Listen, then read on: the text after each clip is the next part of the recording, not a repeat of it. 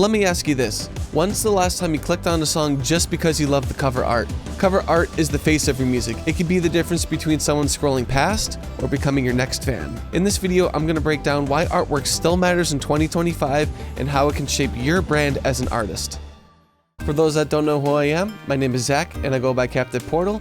I'm a music producer, audio engineer, and musician. Over the past 15 years, I've worked on over 800 songs, released over 100 songs of my own, and with the bands I've been in over the years, been a part of over 50 releases. Cover art is the face of your release, whether it's a single, EP, or album. It's the first thing that people see before they hear any of your music. Let's be honest, even though we say don't judge a book by its cover, we do judge music by its artwork before we listen to any of the music. The artwork completes the package for a release. The music is only one part of it. This applies to everything: CDs, vinyl, and yes, even streaming services. Your artwork still matters even if it only lives online. Think about your favorite album. You could probably picture the cover art instantly, right? That's how powerful artwork can be. Growing up in the 90s and 2000s, I discovered music in one of three ways. Either spending hours in music stores, looking through catalogs that either came in the mail or online, or word of mouth. A lot of times, I'd buy an album just because the cover looked cool, sometimes without having any idea what the artist or music sounded like. Previewing an album wasn't always possible, so it was a gamble with what I was purchasing, but most of the time, these gambles paid off. Here are some CDs that I got during this time just because of the cover art. Alright, so this is one of the earliest CDs I remember getting, and I saw this in a music catalog that my family got in the mail. And what intrigued me about this CD is just how the front cover is just like someone's face close up. And I didn't know at first that there was actually text on the bottom here. So this CD is what got me into heavy music, this POD CD that came out in '99. I remember seeing this CD, like one of these songs was advertised in a CD compilation that was available at the time. And I was really intrigued by the cover art. So when I got this CD and I listened to it, I was blown away with how it sounded. This like really got me into the band and just made me discover more heavy music later on. So getting more into the electronic, dance, and house music. This Daft Punk album really got me interested. Just the simple cover art for this one and just like almost letting the music speak for itself, but just like really like showing like this is Daft Punk, this is who we are. This made me really fall in love with the music. And this Tunnel Rats album really got me intrigued, and I didn't really listen to a lot of rap at the time, but this one really blew my mind just with the design. When I saw this on an online catalog, I just wanted to get it just from looking at this. So I discovered the Cooties, which is actually an MXPX side project from the 90s, and I was intrigued by the cover art because this looks like a kid's album. What I loved about this artwork, it has this very 1950s, 60s feel. I just think it's really cool. I discovered this album through a compilation, and this cover art I couldn't stop staring at. It was just like so interesting. There's a cheesecake on here and a guy playing a banjo and his face is cut off, and the band name is called Don't Know. So when I saw the cover art for this, I did not know if this was a band or like a series or something, and I learned later that this used to be a radio show that was gonna do like comics and CDs and stuff, but this was the only CD they came out with. Fun fact, this character here was played by Hayley Williams in 2004, so either around when Paramore was starting or before she started Paramore, she was actually a voice character and a vocalist on these songs, so there's Hayley Williams right there. I did not make the connection till a lot later, so I thought that was really cool. Alright, so back to the video. Even though I always loved album packaging, I didn't fully understand its importance until some of the bands I was in really drove it home for me. They told me that the artwork for a release is just as important as the music.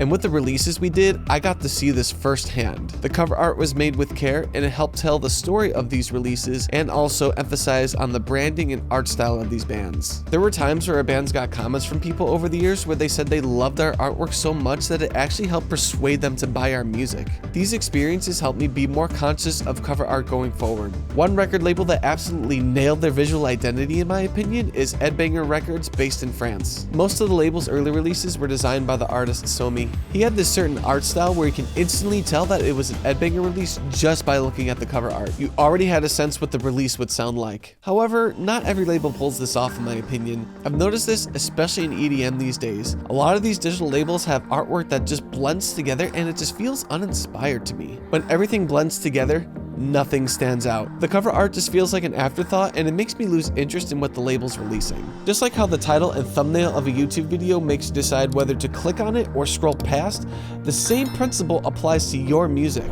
You never know, your artwork may be the thing where your release gets ignored or noticed, or even helps it blow up.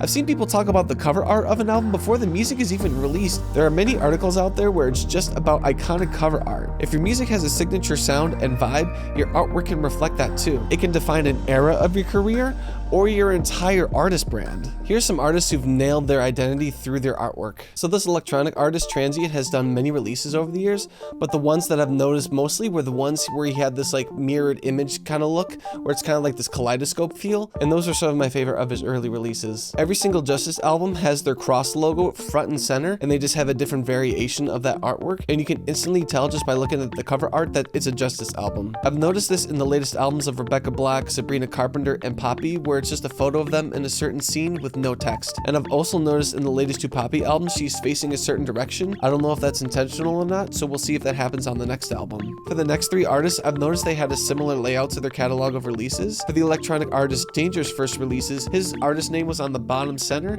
and then the release title was on the bottom left, and then he had a character front and center, and the images kind of had this VHS look to it. For the metalcore band August Burns Red, they have their artist name and album title on the top left-hand corner in the same exact font. And for Buckethead's album series called Buckethead Pikes, he has this same layout that looks like a comic book, where you have the volume number on the left-hand side and the Buckethead Land logo on the top. For the shoegaze and indie rock band Starflight 59, they have lots of albums where it's just a single color, no text, no image, and some of these albums are fan favorites. Weezer did a similar thing to a lot of their albums where they have a certain color background, the Weezer logo, and just the band on the front. For the band Iron Maiden, most of the album covers has this character called Eddie on it. And for the band that I was in, 2 Minute Minor, most of our releases had this character of the Goon and its dog on the album covers. I know there are tons more examples out there, so drop your favorites in the comments below so we can check it out. If you are unable to hire someone to create the artwork for you, there are tons of tools out there where you can do it yourself, just like creating your own music and content on social media. Besides Photoshop, there are free options too, like Canva and GIMP,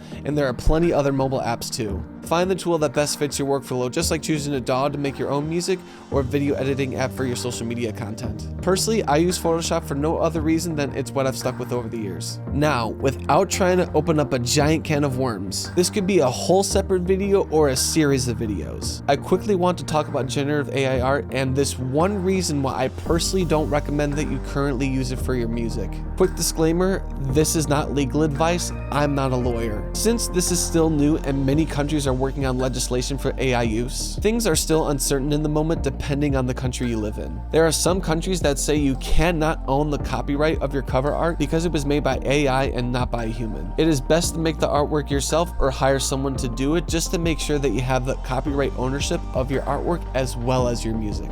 At the end of the day, your artwork tells a story before anyone hits play, so make it count. I hope this video has helped you get a better idea on how to approach cover art for your music, and if you're looking to get CDs made for your next release, you can check out this video where I show how you can get 100 CDs made for less than $100. This is Zach of Captive Portal, and I'll see you guys next time.